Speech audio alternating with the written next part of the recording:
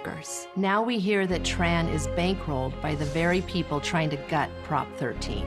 We can't trust Derek Tran. Congressional Leadership Fund is responsible for the content of its advertising. Now at 5, hate outside their home. A family walked outside and found these racist messages written on their cars and house. Where did it happen? Plus, election eve and locally, a lot of eyes are on the LA County District Attorney race. We're live with the preview. We're also live in Florida, where former President Trump will watch the returns come in tomorrow. The news at 5 begins right now. This is NBC4 News at 5. And so we begin with the election and the presidential candidates not taking any one state for granted. Good evening, everyone. I'm Colleen Williams. And I'm Annabelle Sedano. Tonight, former President Donald Trump and Vice President Kamala Harris are eyeing one of the 3 blue wall states. Trump is speaking at his rally in Pittsburgh. Meanwhile, Vice President Kamala Harris will be speaking at a rally in Rankin, Pennsylvania, just outside Pittsburgh in the next half hour. NBC4's Robert Kovacic joins us live from West Palm Beach in Florida, where the Trump campaign will await the results of all this campaigning tomorrow. Robert? Colleen and Annabelle, if you're wondering why West Palm Beach, well, we are just about 3 miles straight up the road from former President Trump's Florida home, Mar-a-Lago. And take a look at how tight security is surrounding me.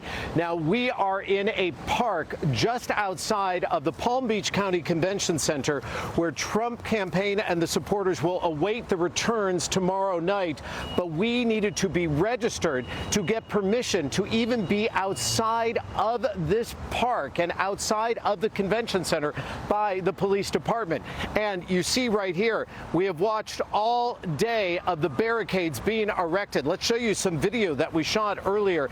This is the security that is now surrounding the Palm Beach County Convention Center, and this is how it's been most of the day.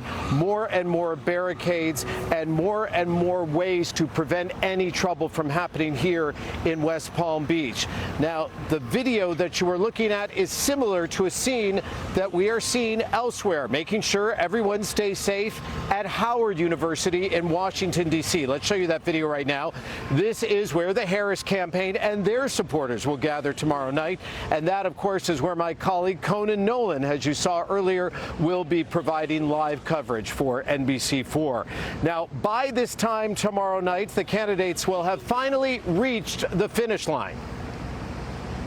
One more day left in one of the most consequential elections of our lifetime, and momentum is on our side.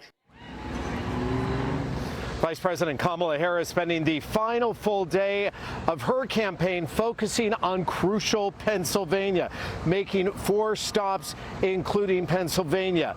Meantime, we have the former president, who was also in Pennsylvania, but crisscrossing as well in North Carolina, starting the day and then ending the day in Michigan.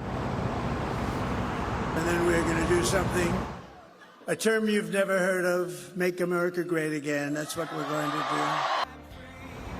Grand Rapids, the last stop in the election for 2016 and 2020 for former President Trump, and Grand Rapids will be his very last presidential campaign rally. Now, as you come back here live, when it comes to tomorrow night, what we are learning is that the Trump family will stay at Mar-a-Lago with their inner circle, Colleen and Annabelle, and then eventually make their way over to the convention center. When exactly that will be and what hour, we still don't know at this point. But from here in Florida right now in West Palm Beach, I can tell you that we feel very secure, but we are not completely safe. Now, why is that, you ask?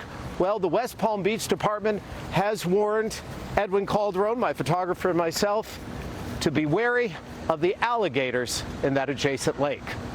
Let's go back to you. All right, yes, be careful out there. And Robert, I do want to talk about the voters. We know that the female vote will be a major part of this race in particular. Well, what is interesting is that we have a neck-and-neck race. But as NBC News has been clocking now for some time, what you are seeing is an enormous gender gap. That gender gap is favoring Harris with women by double digits.